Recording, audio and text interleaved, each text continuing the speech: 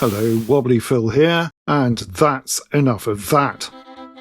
In 1928, British motorcycle design legend Edward Turner came up with the idea of a four-cylinder engine, but it was to be no ordinary four-cylinder. No, Mr Turner was going to arrange his cylinders in a single square block with a single cylinder head. His square four design was rejected by BSA, but Ariel ran with it, and the Ariel Square 4 was first shown at the 1930 motorcycle show at London's Olympia Exhibition Centre. Fast forward almost 50 years and two brothers based in Bromsgrove near Birmingham in the English Midlands thought they'd have a crack at updating the Square 4 for the 1970s. So what made them think that was a good idea?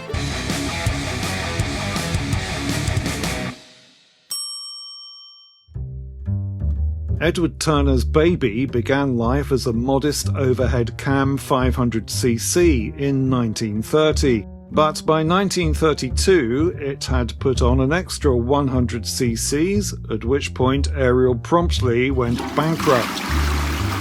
However, Ariel was rescued by Jack Sangster and a new factory was built in Birmingham, making the Square 4 and a more successful range known as the Red Hunters. The Squarial increased in size again in 1937 to 995cc's. Following the second spot of global difficulty, it got a new alloy top end in 1949 and a 90 miles per hour plus top speed. And yet another redesign in 1953 took it into the 1000cc class.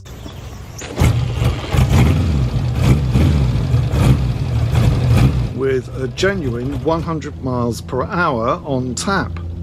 But by 1959, the same year the first Mini hit the showrooms, production had ceased. At the time, an Ariel Square 4 would have cost you the shiny side of 350 quid. A Mini, though, had a smaller engine. Ariel itself made its last proper bike, discounting a tragic foray for the name into three-wheelers in 1971. By the time I became aware of the Ariel Square 4 in the 1970s as a spotty teenager with a penchant for motorised two-wheel fun, it had taken on almost mythical status. You rarely, if ever, saw them on the streets. But still, when you glimpsed the odd photo in the bike mags, you inevitably thought, remember, 750cc's was deemed to be a massive old lump back then, so 1000cc's was off the scale. This is where our two brothers from Bromsgrove, Tim and George Healey, enter the scene. No relation, as far as I can see, to the fabled British car designer Donald Healey or the preposterously eyebrowed 1970s British Chancellor of the Exchequer Dennis Healey. Dennis Healey couldn't keep his eyebrows under control, but he didn't have 3 fills, 2-stroke smoke, beard and eyebrow balm. Just hit the link in the description and order some today. The natural aromas of frankincense, sage and sandalwood will make you more attractive to the opposite sex than a 1970s moped with a superfluous extra wheel. The Healey brothers had been squarial enthusiasts throughout the 1960s. The smooth power of the 1000cc had been put to good use in their sprint bike.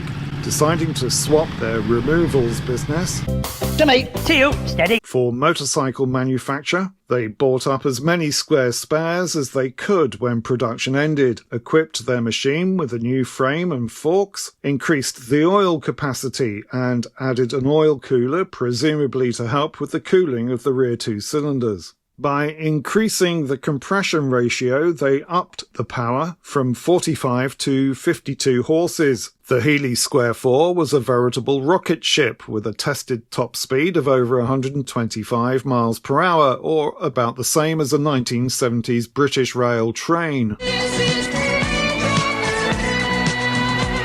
which is about the same speed as a British rail train half a century later. By all accounts, it handled well too. Launched at the Earl's Court Show in 1971, it was well received. One reviewer said, "It was one of the few machines I've ridden that have managed to combine ancient and modern without feeling like an ill-matched rag bag of assorted bits and pieces. It felt as if it had been designed as a single unit, and the standard of finish would have put Ariel to shame." If you've owned or ridden one, let me know in the comments. What was it like from your perspective? But the likes of Honda's CB750 were faster and cheaper, and the brothers closed down their workshop in 1977, with only 28 bikes and conversion kits produced. In the years that followed, these bikes became highly collectible. This rather scruffy-looking example was sold by Bonhams at auction in 2013 for almost £30,000. But 6 years later, this rather better Healey 1004 went unsold at the Meekham Phoenix auction and remained unsold at a more or less simultaneous Haggerty auction, despite a high bid of £35,300, perhaps suggesting that the bike had jumped the shark like so many 1970s classics have. The Square 4 and the Healey 1004 were unmistakable. With their chunky engine block, they looked like nothing else on the road. At the same time Tim and George were trying to make a go of it, even the likes of Kawasaki were developing a water-cooled, fuel-injected Square 4, albeit theirs would have been a two-stroke. I hope you enjoyed this video. If you did, then please consider liking, subscribing, commenting and sharing to let YouTube know we're doing something right here at 3 Phils. Thank you.